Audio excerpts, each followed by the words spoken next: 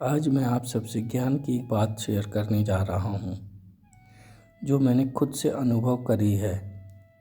और ये ज्ञान आप सबके लिए बहुत उपयोगी हो सकता है जीवन में।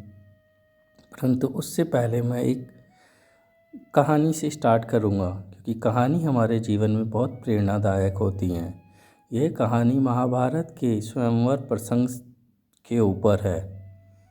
जब द्रौपदी का स्वयंवर हो रहा था, तब अर्जुन भी स्वयंवर में भाग लेने पहुँचे।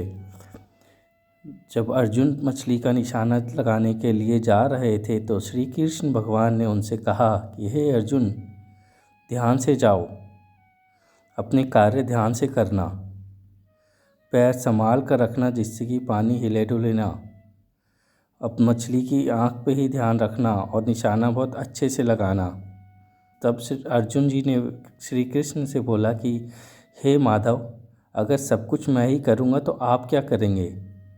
तो कृष्ण ने अर्जुन से कहा कि मैं वह करूँगा जो तुम्हारे बस में नहीं है। इस पर अर्जुन मुस्कुरा कर बोले, ऐसा क्या है जो आप करेंगे और वह मेरे वश में नहीं है? तो कृष्ण भगवान ने कहा कि तुम जिस पानी में देखकर मछली की आँख पर निशाना लगाओगे, मैं उस पानी को स्थिर करूँगा। तब अर्जुन जी को समझ में आया कि हाँ, ऐसे बहुत सारी चीज़ें हैं जो मैं नहीं कर सकता। मेरा आज का ज्ञान भी इसी पर आधारित है।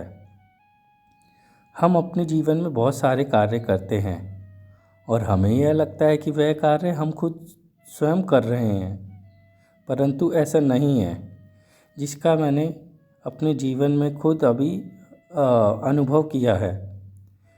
जैसे कि मेरी आदत है, मैं बहुत सारे पेड़ लगाता हूँ और उनकी देखभाल करता हूँ। अचानक मेरे को एक ख्याल आया कि जब मैं इतने सारे पेड़ लगाता हूँ जिसमें से कुछ चलते हैं और कुछ नहीं चलते हैं, ऐसा क्यों है? जबकि मैं सबके लिए समान तरीके से सेवा करता हूँ, सबको समान तरीके से पानी देता हूँ, खाद देता हूँ, और जो भी मुझे जिस चीज़ का ज्ञान है वो उनके लिए उपलब्ध कराता हूँ। परंतु कुछ पौधे चल जाते हैं, लग जाते हैं, पेड़ बन जाते हैं और कुछ सूख जाते हैं। ऐसा क्यों? यह प्रश्न मैं अपने आप से ही कर रहा था और अपने आप में सोच रहा था। तभी जवाब आने लगा मुझे, जो मुझे अपने अंदर से ही आ रहा था, कि तुम सिर्फ पेड़ लगाते हो, तुम सिर्फ एक कर्ता हो। मतलब पेड़ लगा देना इस सिर्फ तुम्हारा कर्म है। तो उस पेड़ को चलाना, उस पेड़ को जीवित रखना, उसका बड़ा होना, वह सब आपके हाथ में नहीं है। आपको लग रहा है कि वह कार्य आप कर रहे हैं, लेकिन और वो आप कर रहे हैं और उससे वो पेड़ बड़ा हो रहा है, परंतु ऐसा नहीं है। आप वहाँ पर सिर्फ कर्ता मात्र हैं। आप अपना कार्य कर रहे हैं, लेकिन उस कार्य का फल जो है वो बहुत सारी चीज़ों पर निर्भर करता है, सिर्फ आपके कर्म कर देने से नहीं होता।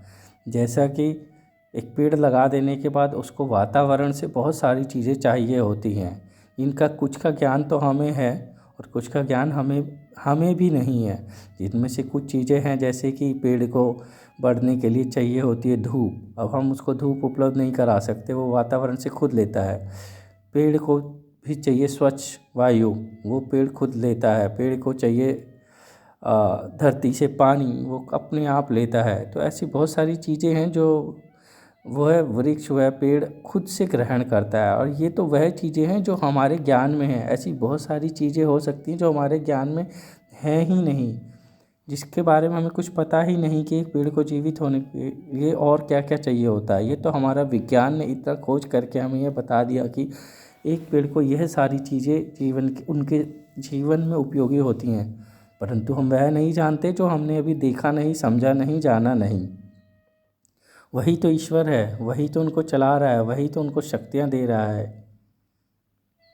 तो जब मुझे ये ज्ञान हुआ, ये प्रतीत हुआ, हालांकि ये ज्ञान हम सबको होता है, बस हम उस पर ध्यान नहीं देते। हम सबको पता है ये चीज़ें कि मेरे करने से कुछ नहीं होता, मैं सिर्फ कर्म कर सकता हूँ, लेकिन उसका जो रिजल्ट है वो भगवान ही देते हैं। जिसको हम भगवान कहते हैं वो एक शक्ति है। कोई उसे शक्ति कहता है, कोई भगवान कहता है, कोई ईश्वर कहता है। सब उसको अलग अलग नामों से बोलते हैं, लेकिन कोई कोई है जो इन सबको चला रहा है। तो वो ही उसके लिए उत्तरदायी है, वही उनके जीवन के लिए उत्तरदायी है। आप तो सिर्फ करता हैं।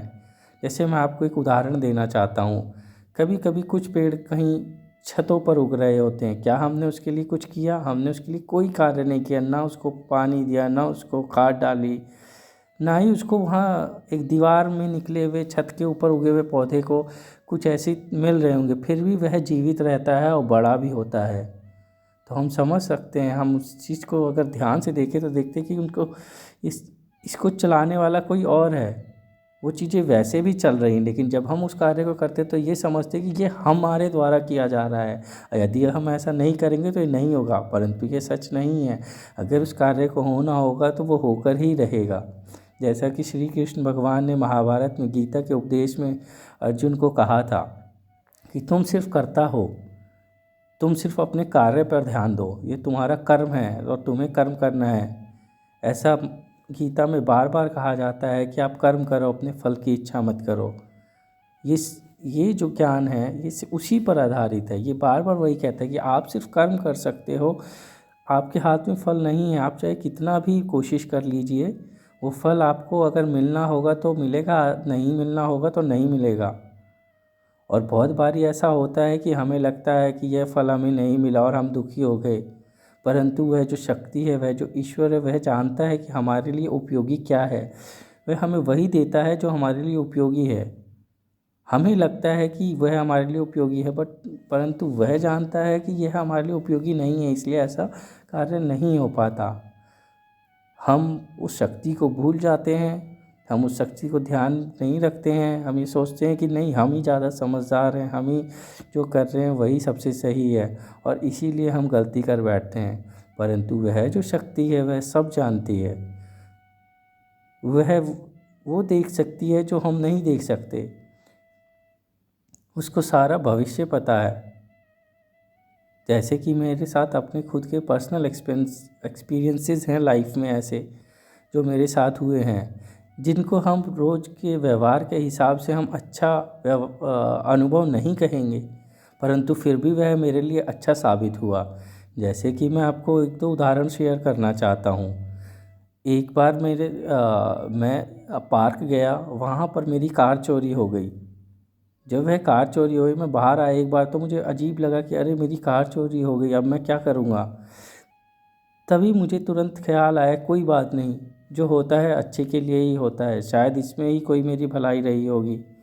और मेरे मन में अंदर से उत्तर आने लगे कि शायद इस कार का हो सकता है एक्सीडेंट भी हो सकता हो, ये चोरी हो गई तो आपका उसमें नहीं शामिल होंगे, या और भी कुछ हो सकता है। मतलब ऐसा गलत क्यों सोचे कि एक्सीडेंट ही होगा, कुछ भी हो सकता है, लेकिन हमें उसके बारे में नहीं पता।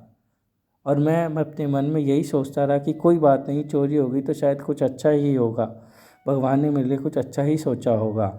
और कुछ दिन बाद मेरी उस कार जो चोरी हुई थी वो सेंट्रो कार थी। तो ये सेंट्रो कार एक बहुत अच्छी कार नहीं होती, ठीक है, काम चलाने के लिए अच्छी है, काम चल जाता है।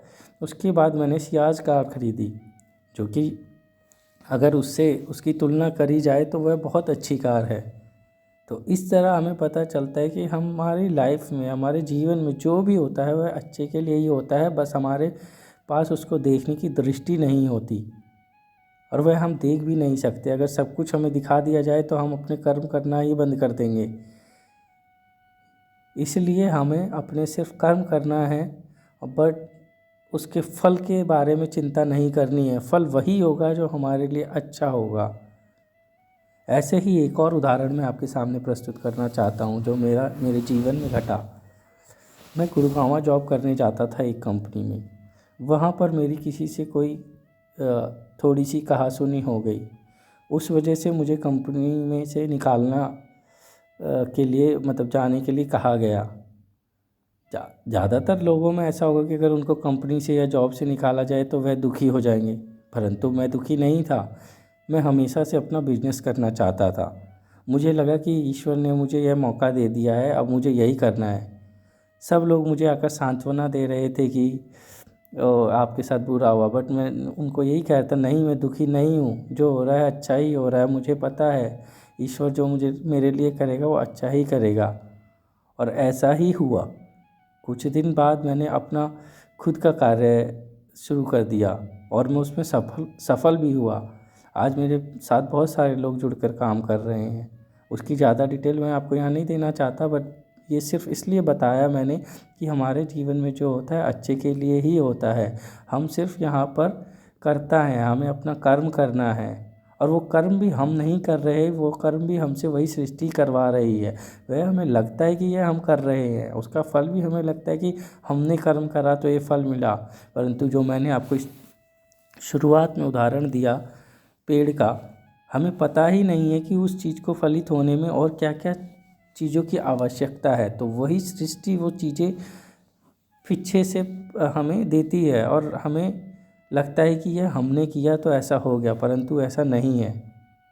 आशा है कि यह ज्ञान आपको बहुत अच्छा लगा होगा। आपने कमेंट करके ज़रूर बताएं, और अगर आपके कोई क्वेश्चंस हैं किसी भी चीज़ को लेके तो आप कमेंट कर सकते हैं। मैं उनको नेक्स्ट वीडियो में ज़रूर शामिल करने की कोशिश करूँगा और उनका उत्तर देने की कोशिश करूँगा। धन्यवाद।